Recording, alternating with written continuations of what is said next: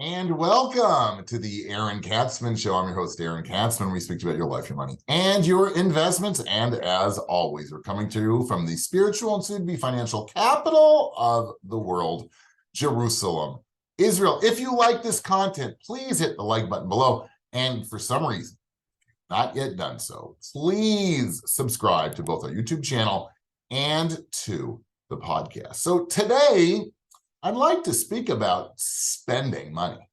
Now, I know if you were to ask my family, my immediate family, what I think about spending money, they will tell you, oh my God, he's a cheapskate. He's a miser. He doesn't spend anything. But the fact of the matter is they don't actually know because they're free riding, freeloading off of the parents. Right? They're getting room and board and food and tuition paid for, so they shouldn't complain. Anyway, I'm just kidding. But believe it or not, people do need to spend money, right? Because we are living our life, right? It's sort of a tension, I would almost say, between the need to save, the need to plan for the future on the one hand, and the need to live your life and, not live it up and, enjoy, over-enjoy your life, but spend quality time with kids. And sometimes those things actually cost a little bit of money. I'm not saying you should exaggerate and go bananas, right? But sometimes things cost a little bit of money. And there is that tension. And I think people sometimes have to release them. They've been so fed, those who save, right? Savers. I'm not talking about those who spend. The ones who spend, need to figure out a way to start saving. But the ones who value, let's say, saving, need to sort of figure out how to loosen up the strings a little bit on their money, on their finances. And spend. I was reading an interesting review of a book, which I didn't read. That's why I was reading the review. It's written by Bill Perkins. It's called Die with Zero. The review was so-so. But there is an interesting concept which Perkins speaks about. And I'm gonna quote from the review. He calls it time bucketing. The first is the idea of time bucketing.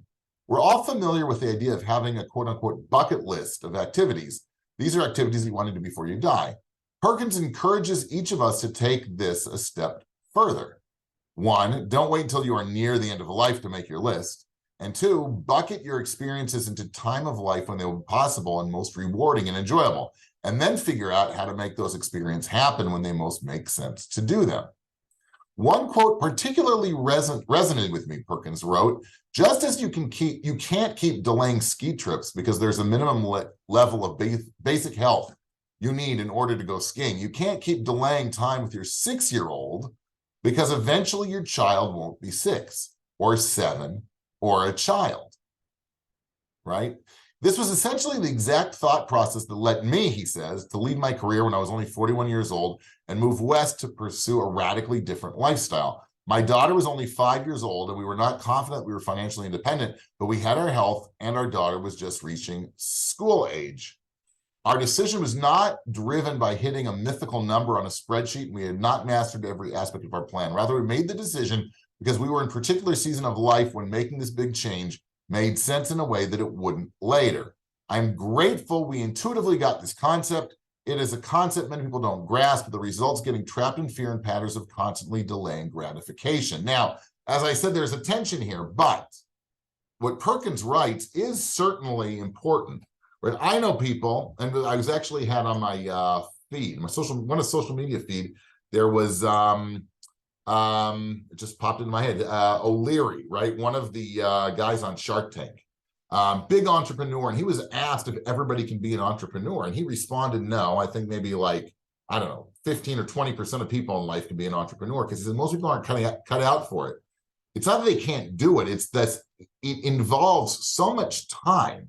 And as he said, right, you miss family barbecues and you miss your kids' Little League games and so on and so forth. Right. So that's extreme to the other side. And certainly there are those planners out there and those financial gurus out there who say you can't do anything. Right. And I understand if you're in debt, you've got to get yourself out of debt. I'm not talking about that. I'm talking about people who have money in the bank who are doing what they should be doing. Right.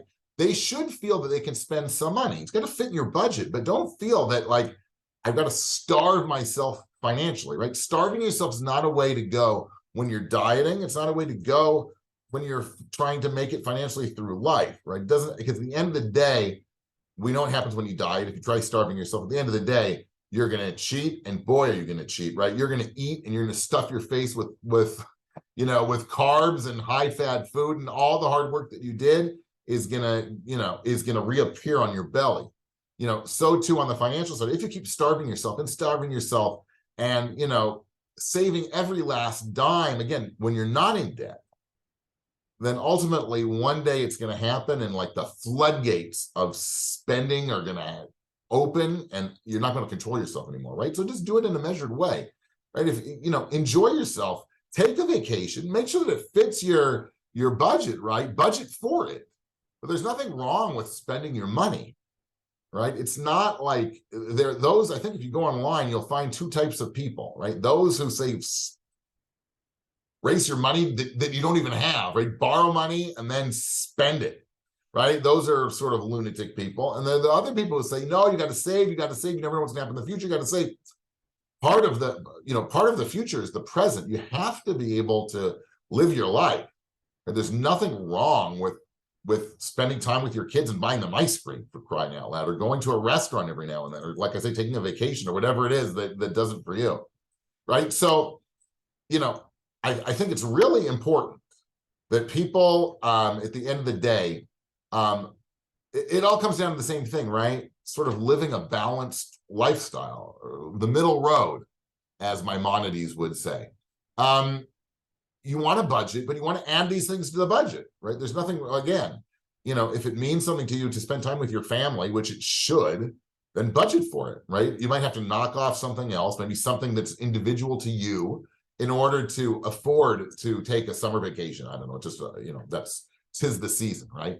But you can do it, and you shouldn't feel guilty for doing it. There's nothing wrong with spending your money, especially if you're putting away, if you're following the book, right? Following the Patsman plan for financial success, and you're out of debt, you've got your emergency fund, and you're saving for the future. So go ahead and spend some money. There's nothing wrong with it. Okay? Now, I want my children to watch this entire video because they're going to be shocked. I can tell you that much. Thanks so much for tuning in. You have been tuning in to the Aaron Katzman Show, where we speak about your life, your money, and your investments. If you like this content, please hit the like button below. If you've not yet done so, please hit the subscribe button on the YouTube channel and on the podcast. Thanks so much for tuning in, and we will speak to you soon.